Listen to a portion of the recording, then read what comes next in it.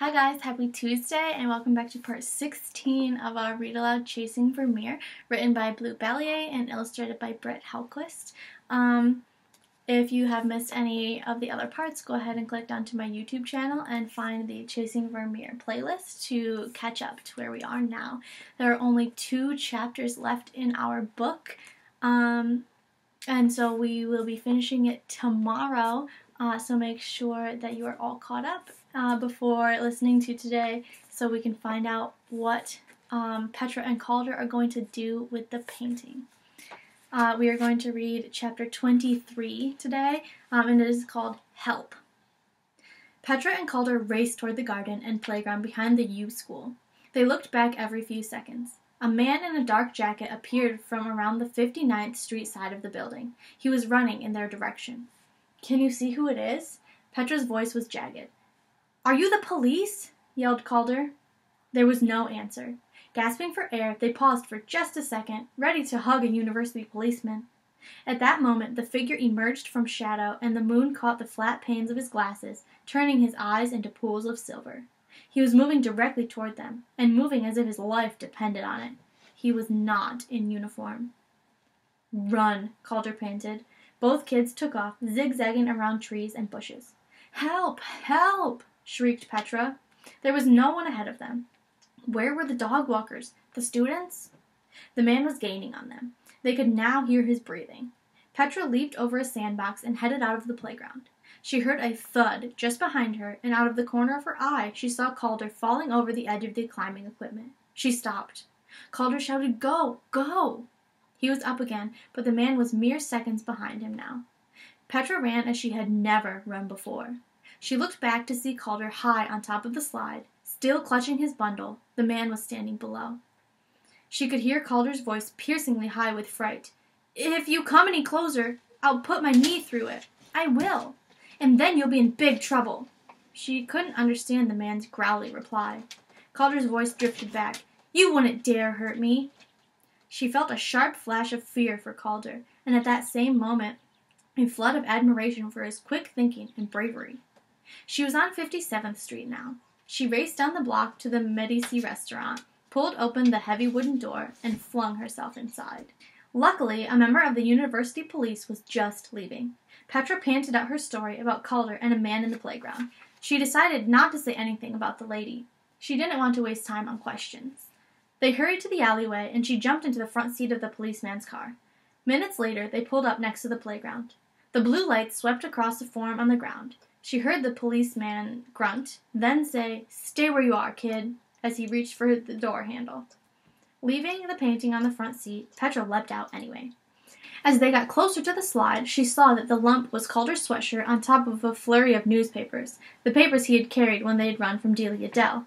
Oh yes, Calder got away! Petra hopped up and down.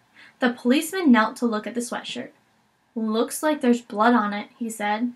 Horrified, Petra knelt too. She saw drips of dark liquid on the gray hood. "Come on, kid. You shouldn't be over here." The policeman stood up. Then he shouted, "You! Stop right now! This is the police!" Petra looked up to see the man who had chased them duck out of the patrol car. Her bundle was tucked under his arm. He ran east on 58th Street, toward the yards and fences that Petra knew could hide him. "That's him! That's the guy who's chasing us, and now he's stolen the painting!"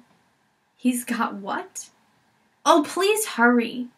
The policeman, one hand on his holster, ran to the patrol car. Assault suspect heading east on 58th Street, carrying stolen item. Immediate help requested. "Say it's priceless. It's the Vermeer." Hesitating a moment, the policeman said gently, "Honey, they'll be right here." "I'm telling you the truth." Again, the policeman looked at her indulgently and shook his head. "What were you two doing out here alone at this hour anyway?" Petra whispered, "You wouldn't understand if I told you. Oh, I hope Calder is all right." Petra, crying now, could hardly give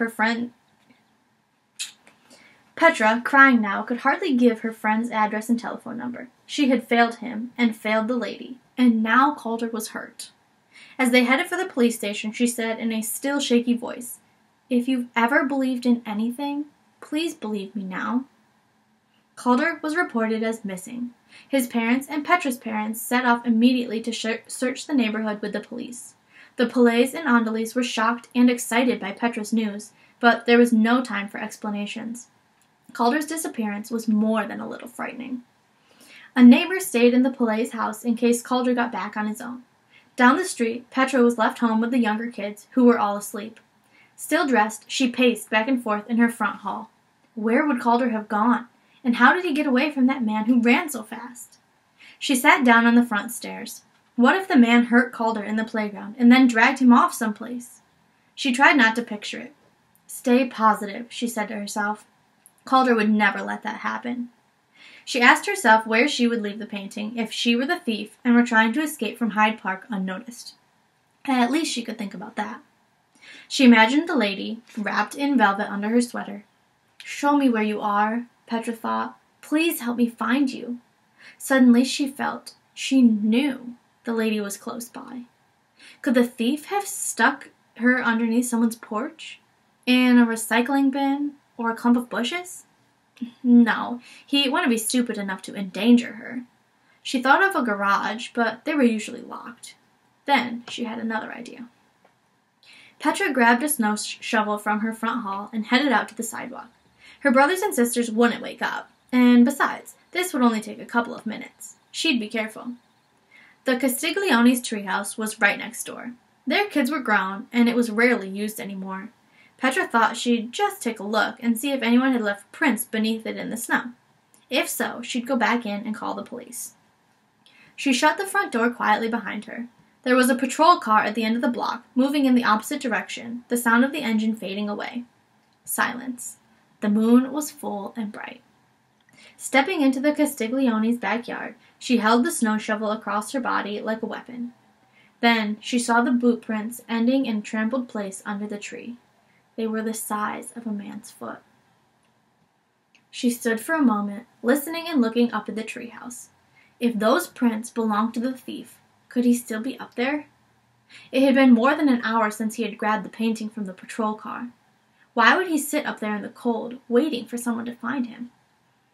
There was only one set of prints, but Petra knew from experience that it was possible to leave the treehouse by inching along a big branch and dropping down on the high bank near the train tracks.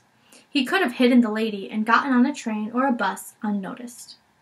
The treehouse was a small structure with one glass window. It was more or less weatherproof, so it could work as a safe hiding place. She made a snowball and heaved it at the house. It thumped lightly on the side. She threw several more. If someone was in there, she was hoping that he would look out and she could run. Nothing. You up there? She called in a shaky voice.